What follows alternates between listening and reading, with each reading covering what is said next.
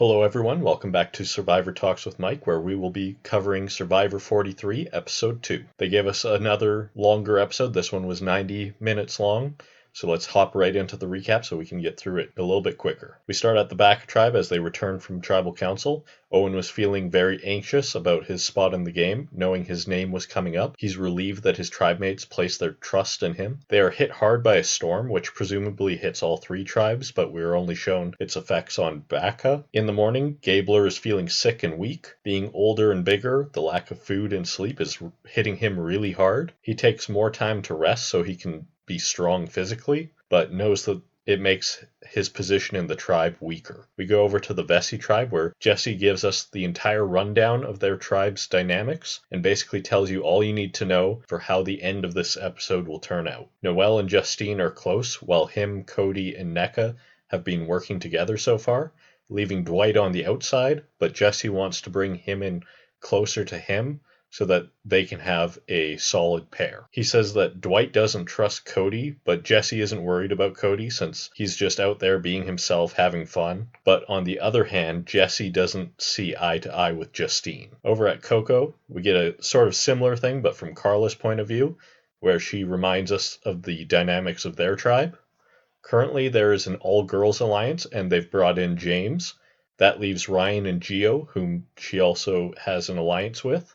But she feels that they are much closer to each other than she could ever be with them, so is likely to just stay with the women's alliance. Ryan and Gio go out foraging for almonds and papayas, and we get Gio's background. It's quite tragic, and I feel bad for him, not only for his background, but because this seems like all they wanted to do was tell his story while they still have him there, since I believe he will be voted out whenever Coco goes to tribal council. We go back to the Vesey tribe. Noelle is putting her prosthetic leg on, which spurs Cody's background story, where he essentially tells us why he is always living. We go over to Baka. Owen is the junior deputy water boy, a little reference to Rob Sesternino from the Amazon. He feels he's the only one that cares about their hydration, but is trying really hard not to show his frustrations. It might not be working as well as he thinks it is, as we next hear from Ellie. Ellie and Janine are looking for an idol, and they discuss which of the boys to bring into an alliance.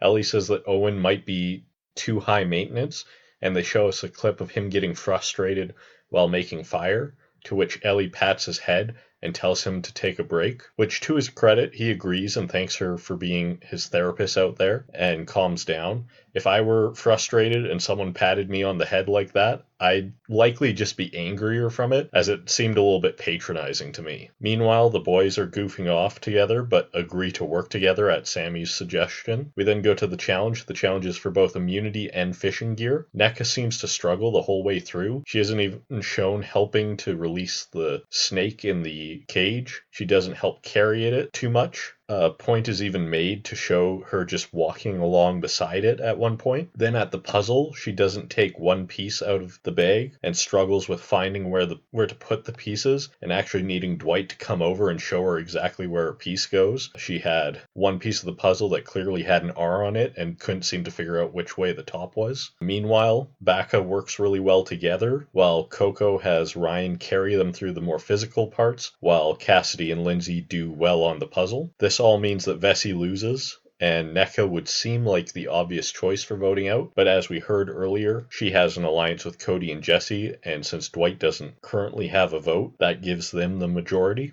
Vesey, back at their camp, basically confirms what I was thinking about this, as Cody tells us that even though Nneka sucked at the challenge, she is one of them, meaning with him and Jesse. Noelle and Justine both want to vote out Nneka despite enjoying her around camp, and they don't really do a good job of hiding that from her. We then go over to Baka since it's a 90-minute episode and we get a little bit of extra time to have a scene with them. Ellie is proud of herself for doing well on the puzzle. She gets some background, though it isn't an actual background package. So while Gabler is trying out the new fishing gear, Janine, Ellie, and Owen are trying to figure out if his idol is now expired, so Janine snoops in his bag. Some people think that shouldn't be allowed, but I'm okay with it. It adds an interesting layer of whether or how far a player is willing to push their moral boundaries. They find out that the idol is still usable at the next tribal council, meaning that he's likely to use it next time. We then go back to Vesey. Since Dwight doesn't have a vote, Justine sees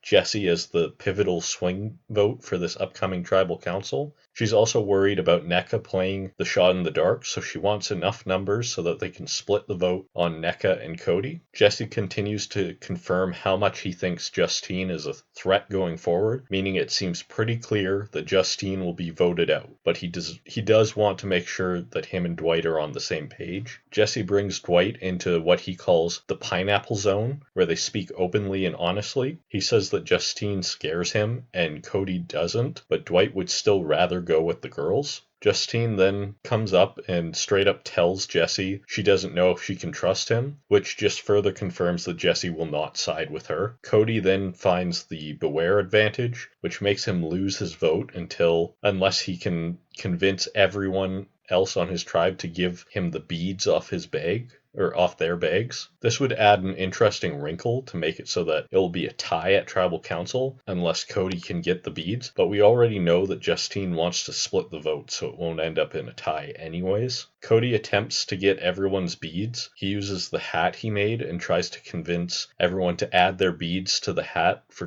tribal council, which is a great idea. The only person who's hesitant to give them their beads is Noelle. I think Cody being the one to have to do this is like the only person there that could pull this off without it seeming too suspicious.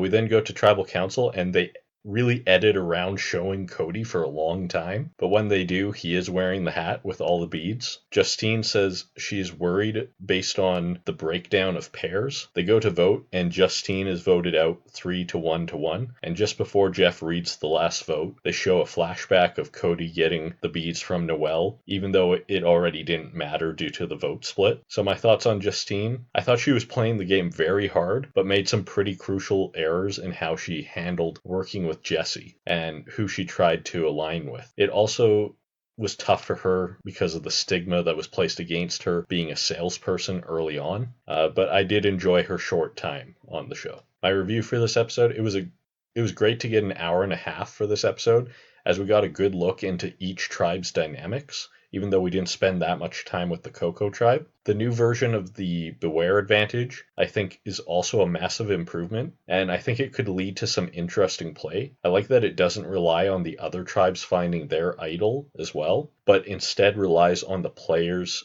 tribe mates and using their social game to convince them to give them the beads. But it also means that your tribe mates could hold your vote captive if they wanted to. Like Jesse could have decided he didn't want to give his bead to Cody, and he would no longer have a vote until Jesse decides to give him his bead, if he wanted to go that route. The editors tried to hide who was being voted off, but if you paid attention, it was very obvious who was going home from an early stage. I think they should have removed the scene where Justine talked about splitting the vote, and that would have added at least a little bit more suspense to tribal council. But still, I think this was a great episode, and the editing was really fun with them not showing the hat and Cody or even Noelle's bracelet that much until the last second there. So I give episode 2 a score of 8.5 out of 10. My predictions going forward: as I said during the recap, I think that they're setting up for Geo to be voted out from the Coco tribe, but I also think that they set things up for Baka to go to tribal council again pretty soon, and for Gabler's idol to play an important role. I think that either Gabler will just play his idol, or perhaps Sammy or Owen will attempt to get Gabler to play his idol on one of them so that they can then vote him out. I think that would be really interesting to see someone pull that off. I think this episode solidified the 4-person alliance on Coco, as well as the alliance of Jesse, NECA, and Cody on Vesey. As the show currently stands, I think Jesse has become a stronger contender for the winner, though I think he is being set up as the early powerhouse that will likely burn out early in the merge, similar to Shan in 41 or Hai or Omer in 42. Ellie is looking strong on the Baka tribe, and while we didn't get much from Coco, Carla was reaffirmed as being in control there. That's all I got for this one. If you liked it, hit like, If you want to see the next one, hit subscribe.